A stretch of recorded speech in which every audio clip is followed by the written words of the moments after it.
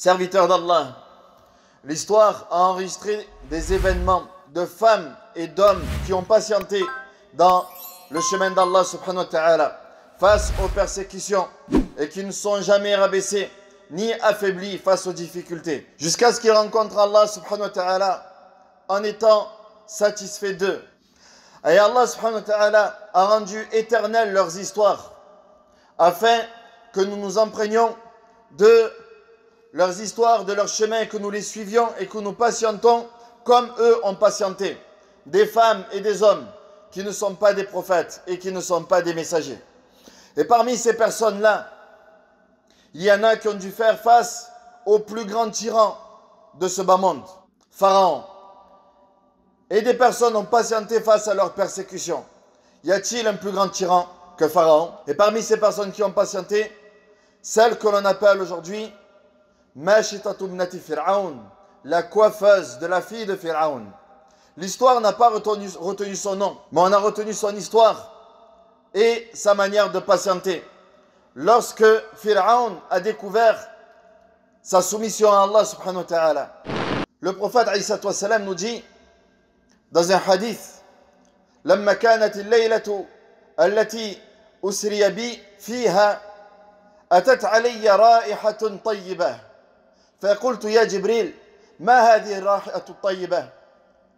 Il dit, lorsque j'ai voyagé en pleine nuit, c'est-à-dire qu'il a fait l'Isra ou al-Mi'raj,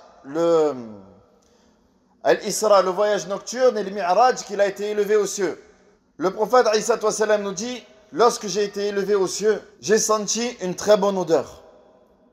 Et j'ai dit, Jibril, quelle est cette odeur? Quelle est cette bonne odeur? Et Jibril, alayhi salam, de répondre, هذه رائحة ماشطة ابنة فرعون وأولادها. C'est l'odeur, ou alors c'est le parfum de la coiffeuse de Pharaon ainsi que de ses enfants.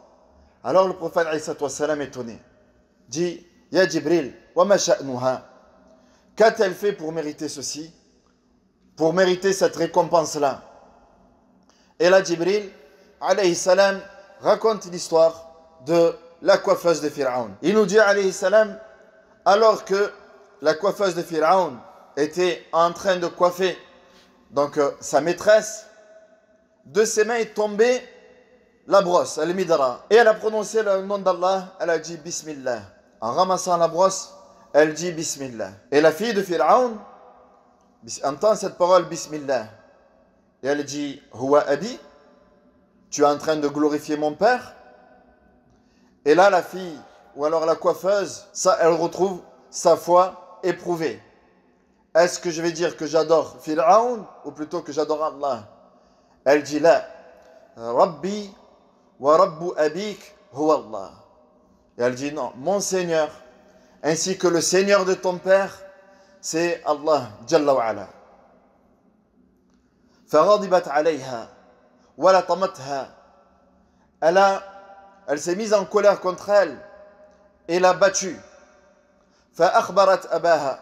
Et ensuite elle a informé son père. Ya abati, père, cette fille, cette servante adore un autre que toi. Car Pharaon proclamait être Dieu, proclamait être Allah Azza wa Jal. فحشر فنادى فقال أنا ربكم الأعلى. Donc il a réuni toutes les assemblées et a dit: je suis votre Seigneur le Très-Haut.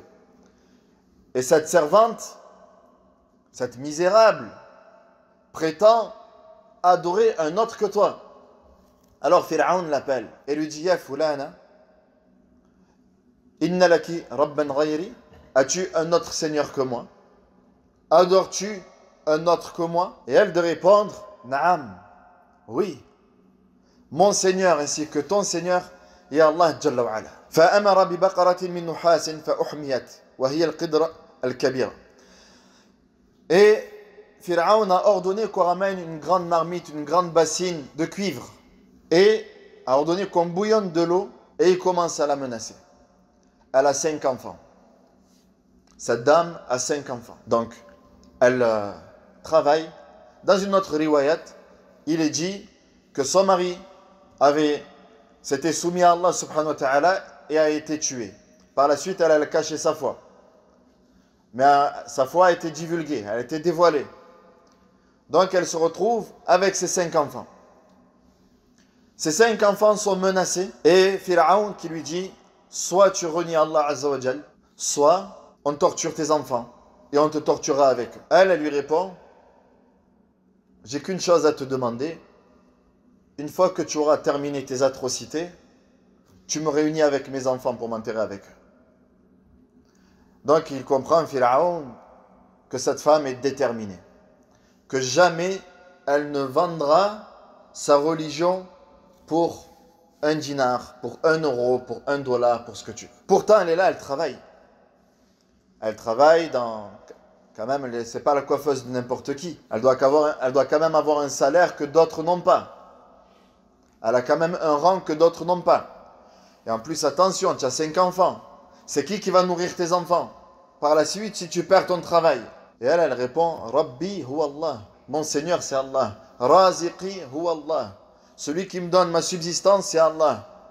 Maliki huwa Allah. Mon roi et mon maître, c'est Allah Jalla wa Ala. Elle place sa confiance en Allah subhanahu wa ta'ala. Alors, umira bi kabirihim. On a ordonné de faire venir l'aîné d'entre eux. L'aîné qui est jeté dans cette eau bouillante. Une fois qu'il est jeté, il n'y a que les eaux qui ressortent. Toute la chair, tout a été consumé. Ensuite le deuxième. Ensuite le troisième. Avec les cris et les pleurs qui doivent s'en suivre. Alors tu renies ton Seigneur? Là. Qu'Allah. Jamais de la vie. Et elle reste patiente et ferme et déterminée dans sa religion. On prend le 4e et enfin on arrive au nourrisson. Le dernier qu'on arrache de ses bras. C'était un nourrisson. Un bébé. Qu'elle allaitait encore. Et lorsqu'on lui arrache de ses bras, كأنها تقاعست. C'est comme si elle avait un peu fléchi. C'est une mère, il ne faut pas oublier. Et cet enfant qui parle au berceau et qui lui dit اقتحمي يا أمي فإن عذاب الدنيا أهون من عذاب الآخرة. Patiente, اقتحمي أي ارمي نفسك. C'est-à-dire, sacrifie-toi, mère, car le châtiment de l'ici-bas n'a rien à voir avec celui de l'au-delà. Ou alors est insignifiant comparé à celui de l'au-delà. L'enfant qui appelle la mère a patienté. Faqtahamat. Et qui par la suite s'est sacrifié. Elle n'a pas sacrifié sa religion. On lui demande aujourd'hui de changer de religion comme à nous aujourd'hui on nous demande de modifier notre religion. On vient, vous le savez, avec de nouvelles chartes, de nouvelles réglementations, un nouvel islam, un islam 2.0. Un nouvel islam qu'on aimerait vous présenter à vous, musulmans.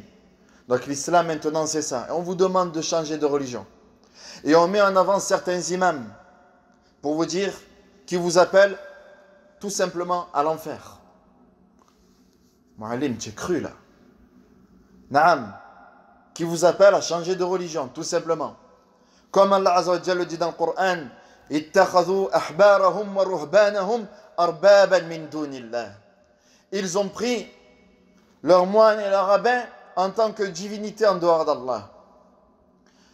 Alors, un compagnon du prophète, à la suite de la lecture de ce verset, qui était anciennement chrétien, va voir le prophète et dit, Ya Rasulallah, mais nous ne les avons pas adorés. Nos moines et nos rabbins, nous ne les avons pas adorés. Pourquoi le Coran dit-il que nous les avons adorés? Et le prophète lui a dit, Ya Adi, il s'appelle Adi, n'est-ce pas qu'ils ont rendu halal le haram et haram le halal? N'est-ce pas qu'ils ont modifié la religion de leur prophète? Oui, ya Rasulallah. Tilka ibadatukum lahum. Donc voilà quelle était votre forme d'adoration envers ces personnes-là. Et à la suite de ce spectacle, et à la suite de cette atrocité, une femme était présente. À l'atrocité de la coiffeuse de Pharaon, de la fille de Pharaon, une femme était présente qui dissimulait sa foi et qui n'a pas pu la contenir par la suite. Cette femme, c'était qui? Cette femme n'était autre que l'épouse de Pharaon que nous allons voir après جلسة الاستراحة وقولوا قولي هذا واستغفر الله لي ولكم فاستغفروه.